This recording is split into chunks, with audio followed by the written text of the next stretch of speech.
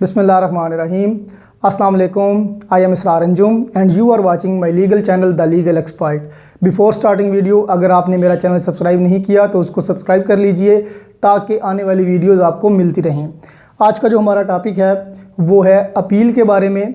Appeal हम पढ़ेंगे through CPC civil procedure code, यानी कि सिविल मुकदमात में अपील का क्या तरीक़ाकार है, क्या प्रोसीजर है और इसकी क्या क्या रिक्वायरमेंट्स हैं।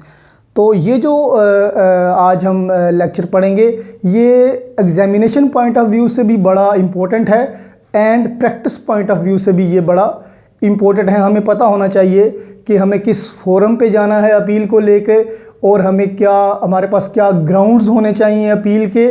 तो ये सारी चीज़ें एक अच्छे वकील को पता होनी चाहिए और एग्जामिनेशन पॉइंट ऑफ व्यू से भी ये चीज़ें बहुत इम्पोर्टेंट हैं।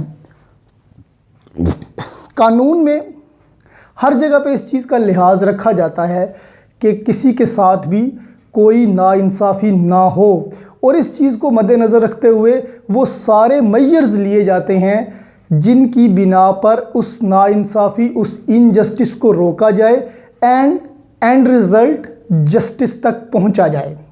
तो इसी को मद्देनज़र रखते हुए अपील का आंसर इंट्रोड्यूस करवाया गया कानून के अंदर। अब अगर आप CPC को देखें तो जो अपील है वो 4 टाइप की है। First, appeal from original decree, यानी कि आपकी जो फर्स्ट कोर्ट है वहाँ से जो आपको डिक्री मिलेगी उसके ख़िलाफ़ जो आप अपील करेंगे that will be called first appeal और अपील फ्रॉम ओरिजिनल डिक्री, क्योंकि ओरिजिनल ज्यूरिसडिक्शन से वो डिक्री पास हुई इसलिए अपील फ्रॉम ओरिजिनल डिक्री हो गई। उसके बाद आपने अपील की, जो फर्स्ट अपील का जो डिसीजन आया, जो डिक्री आई, उसके ख़िलाफ़ जो अपील होगी that will be called second appeal.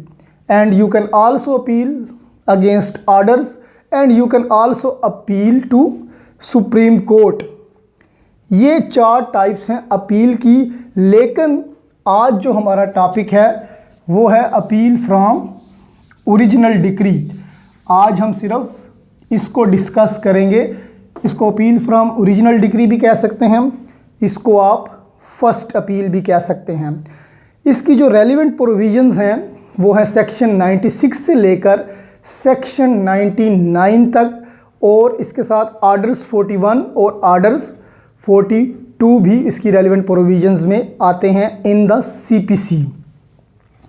अगर आप अपील की डेफिनेशन में जाएं तो जो अपील की डेफिनेशन है वो यही आती है कि judicial examination of the decision of lower court by a higher court, कि जो डिसीजन आपका लोअर कोर्ट दे रहा है उसके जुडिशल एग्जामिनेशन करने को अपील कहा जाता है। ये आपका सब्सटेंटिव राइट है अपील करना, यानी कि ये मैटर ऑफ प्रोसीजर नहीं है। दिस इज़ सब्सटेंटिव राइट कि जो हर डिक्री के साथ आपको अवेलेबल होता है। तो इस लिहाज से ये होता है कि आपको ये हक हासिल है कि आप अपने ख़िलाफ़ हुए हर फैसले को अपील में लेके जा सकते हैं। ये है तो substantive right but it should be expressly in the statute, कि जो अपील आप करेंगे वो स्टैच्यू में मेंशन भी एक्सप्रेसली होनी चाहिए। अब हम चलते हैं इसके ग्राउंड्स की तरफ। जो फर्स्ट अपील है, जब आप ओरिजिनल डिक्री से अपील कर रहे होते हैं तो उसके लिए कोई ख़ास ग्राउंड्स की आपको ज़रूरत नहीं होती।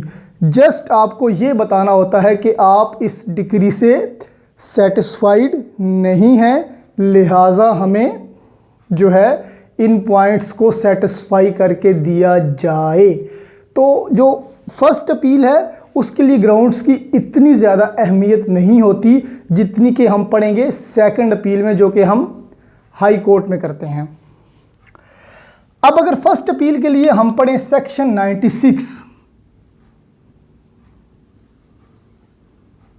तो सेक्शन 96 डील करता है अपील फ्रॉम ओरिजिनल डिक्री, कि जो ओरिजिनल डिक्री है वहाँ से अपील आप कब करेंगे और कैसे करेंगे। सबसे पहले वो कहता है कि appeal lies against every decree. मैं पूरा सेक्शन नहीं पढ़ूंगा, उसके जो एसेंशियल्स हैं वो आपको बता दूंगा। वो कहता है कि appeal every decree is appealable, कि जो भी आपकी डिक्री फ्रॉम ओरिजिनल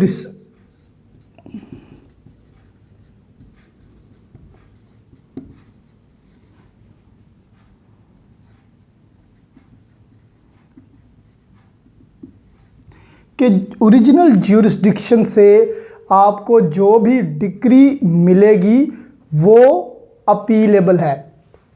उसके साथ ही वो लिखता है टू द अथराइज्ड कोर्ट, कि वो अपील लेके आप कहाँ जाएंगे, अथराइज्ड कोर्ट में।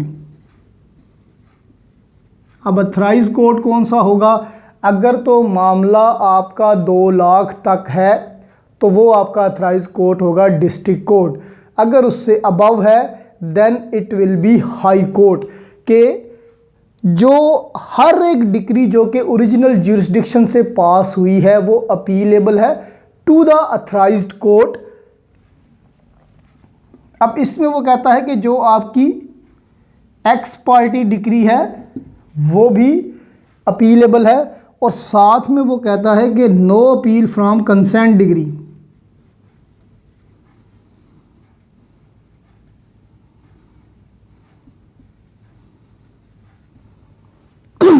कि जो आपकी कंसेंट डिक्री होगी वो अपीलेबल नहीं है। अब कंसेंट डिक्री क्या होती है? कि जो 2 पार्टीज़ आपस में समझौता कर लेती हैं इन द कोर्ट कि जी हम इस पॉइंट पे अपने अपने हिसाब से एग्रीड हैं, then it will not be appealable. Section 96 overall ये कहता है कि जो भी डिक्री ओरिजिनल ज्यूरिसडिक्शन में पास होगी उसके साथ एक राइट अटैच होगा, राइट ऑफ अपील। तो वो आप अथराइज्ड कोर्ट में उस अपील को दायर कर सकते हैं। आप एक्स पार्टी डिक्री को भी अपील कर सकते हैं but not the consent decree. This is the overall expression of section 96। अब जब आपकी अपील हायर कोर्ट में चली जाती है तो हायर कोर्ट उसको क्या कुछ कर सकता है, इसकी हम सेक्शन 96 की थोड़ी सी एक्सप्लेनेशन पढ़ लेते हैं।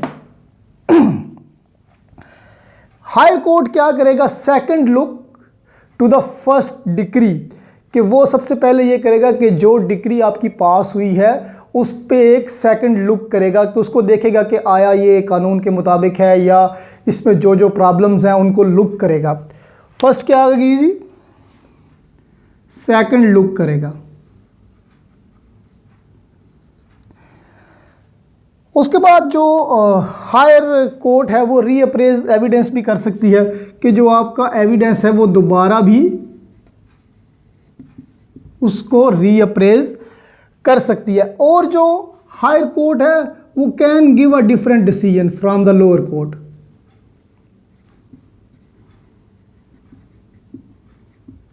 कि लोअर कोर्ट से वो एक डिफरेंट डिसीजन भी अपना दे सकती है। उसके बाद क्या कर सकती है? उसके पास जो पावर्स होंगी वो सिमिलर टू लोअर कोर्ट होंगी, कि जो पावर्स लोअर कोर्ट के पास अवेलेबल थी वही सेम पावर इस हायर कोर्ट के पास भी वही पावर्स होंगी। ये नहीं हो सकता कि उसके पास पावर्स ज़्यादा चली जाएंगी। उसके बाद क्या हो सकता है? अच्छा, अगर तो वो एक डिफरेंट डिसीजन देती है तो फिर वो उसके सारे की सारी चीज़ को रिकॉर्ड करेगी कि किस बेसिस पे वो डिफरेंट डिसीजन दे रही है, और डिफरेंट डिसीजन देने के लिए उसने जो एविडेंस यूज़ किया है तो वो फिर नोट करेगी कि जो लोअर कोर्ट है उसने एविडेंस में कोई मिसरीडिंग की है, यानी कि लोअर कोर्ट के पास जो एविडेंस उसे मिला था उसने उसको मिसरीड किया है या नॉन रीड किया है, और या फिर मिस एप्रिसिएशन की है।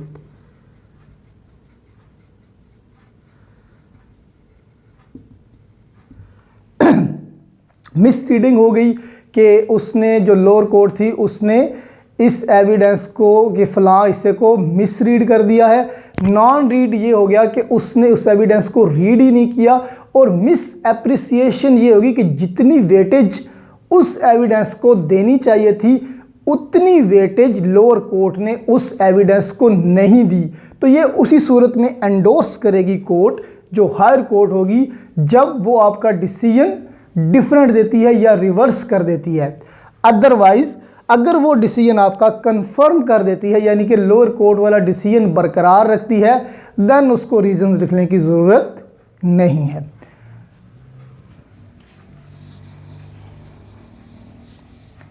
आगे हम चलते हैं सेक्शन 97 की तरफ। सेक्शन में नहीं पढ़ूंगा, मैं बस उनका आपको खुलासा बताता जाऊंगा।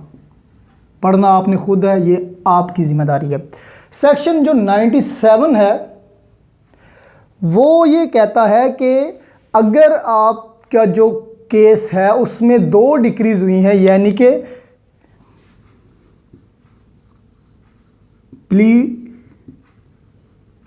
Preliminary and final. जब हमने डिग्री की अक़साम पढ़ी थी तो हमने 2 अक़साम पढ़ी थी कि एक होती है प्रीलिमिनरी और एक होती है फाइनल। फॉर एग्ज़ाम्पल एक केस जाता है कि 3 बंदे हैं X, Y एंड Z, उनके दरमियान 2 प्रॉपर्टीज़ का डिस्प्यूट है। तो कोर्ट क्या करेगी, फॉर एग्ज़ाम्पल 2 प्रॉपर्टीज़ हैं A और B, तो कोर्ट सबसे पहले ये डिटरमिन करेगी कि आया इन तीनों का कोई राइट इन दोनों पे बनता है या कि नहीं। तो जो प्रीलिमिनरी डिग्री होगी उसमें कोर्ट ये करेगी कि X, Y और Z जो हैं इनका राइट बनता है इन 2 प्रॉपर्टीज़ पे। उसके बाद जब वो फाइनल डिग्री करेगी तो वो बताएगी कि X के पास इतना हिस्सा जा रहा है, Y के पास इतना हिस्सा जा रहा है और Z के पास इतना हिस्सा जा रहा है। यानी कि प्रीलिमिनरी डिग्री में वो कोर्ट राइट्स को डिफ़ाइन कर देगी कि जी X, Y और Z का राइट यहाँ पे बनता है, और जो फाइनल डिग्री होगी उसमें उनका वो शेयर डिफ़ाइन कर देगी। अब सेक्शन 97 में वो कहता है कि अगर आपने कोई ऑब्जेक्शन प्रीलिमिनरी डिग्री के ख़िलाफ़ नहीं लिया तो फाइनल डिग्री में आप प्रीलिमिनरी डिग्री के ख़िलाफ़ वो ऑब्जेक्शन नहीं ले सकते। यानी कि प्रीलिमिनरी डिग्री आई कि X, Y, Z तीनों का इसमें राइट बनता है। अब फाइनल डिग्री आई कि इसका इतना शेयर है, इसका इतना शेयर है, इतना शेयर है। अब जब आप फाइनल डिग्री के ख़िलाफ़ अपील में गए तो आपने कहा जी X का तो हिस्सा बनता ही नहीं है। उस वक़्त कोर्ट ये कहेगी कि आपको फिर जब प्रीलिमिनरी डिग्री अनाउंस हुई थी तब कोर्ट में आना चाहिए था।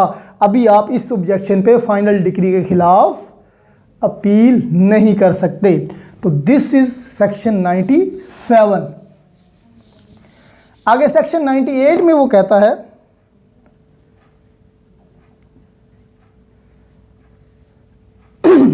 कि जहाँ पे 2 या 2 से ज़्यादा जजेस हायर कोर्ट में होंगे देन सीनियरिटी को, देन वो क्या उसे कहते हैं, मेजॉरिटी को रिस्पेक्ट किया जाएगा। यानी कि अगर 3 जजेस हैं तो 2 जजेस की राय को मुअज़्ज़ज़ माना जाएगा और उसी पे डिसीजन दिया जाएगा।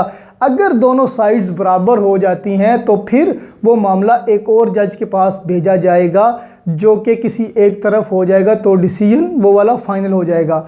आगे चलते हैं सेक्शन 99 की तरफ। जो सेक्शन 99 है, this is very important. Section 99 में कहता है कि कोई भी जो डिक्री है वो ना तो रिवाइज होगी ना ही वो मॉडिफाई होगी फॉर एनी एरर और इर्रेगुलरिटी।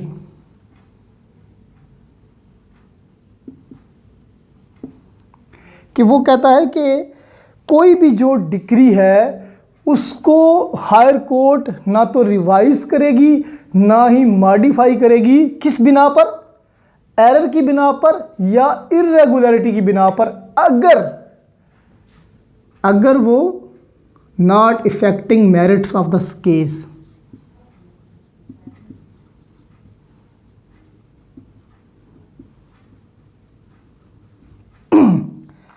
कि अगर आपकी जो डिक्री है वो आपके केस के मेरिट्स को अफेक्ट नहीं कर रही तो फिर कोर्ट मेयर एरर या इर्रेगुलरिटी की बिना पर उस डिक्री को रिवर्स या रिवाइज या मॉडिफाई नहीं करेगी। अब वो एरर क्या हो सकता है कि जी ये स्टैंप जो है ना ये इधर नहीं लगनी थी, ये इधर लगनी थी, ये एरर हो सकता है। अब वो एरर ये भी हो सकता है कि जी जो डॉक्यूमेंट है वो इनवैलिड था। अब आपने कह दिया कि वो डॉक्यूमेंट इनवैलिड था, लेकिन बाद में पता चला कि जो डिक्री है वो उस डॉक्यूमेंट पे डिपेंड ही नहीं करती, उसने उसको इग्नोर किया हुआ है। आप कहते हैं जी जो डिसीजन था वो संडे को आया, दिस इज़ इर्रेगुलरिटी।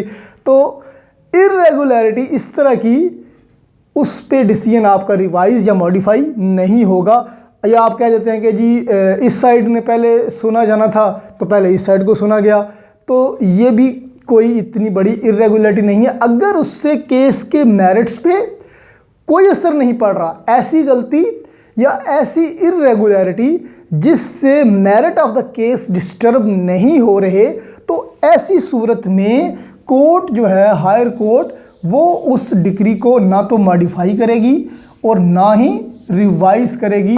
तो अगर आपको ऑब्जेक्शन करना है तो you should have a strong objection. आप मैं एक मतलब गलत किस्म की स्टैंप लगने से या मतलब एक संडे के दिन डिसीजन आने की वजह से आप इस पे अपील में नहीं जा सकते। अगर जाएंगे भी तो उस पर रिवाइज या मॉडिफाइड डिक्री नहीं होगी, क्योंकि आपके केस के मेरिट्स को कोई नुकसान नहीं पहुंच रहा। जो फॉर्म ऑफ अपील है,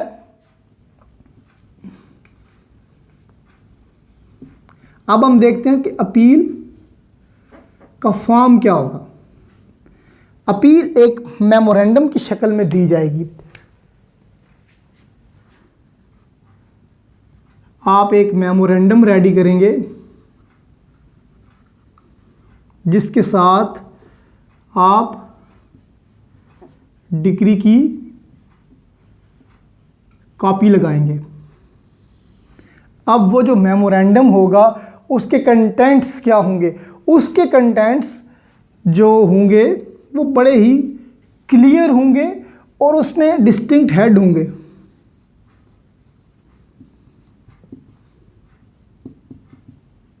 अंडर डिस्टिंक्ट हेड्स आपने बताना है कि मुझे फला ऑब्जेक्शन है।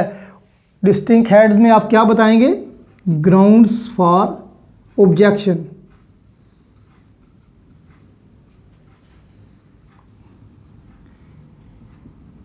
यानी कि आप एक मेमोरेंडम रेडी करेंगे।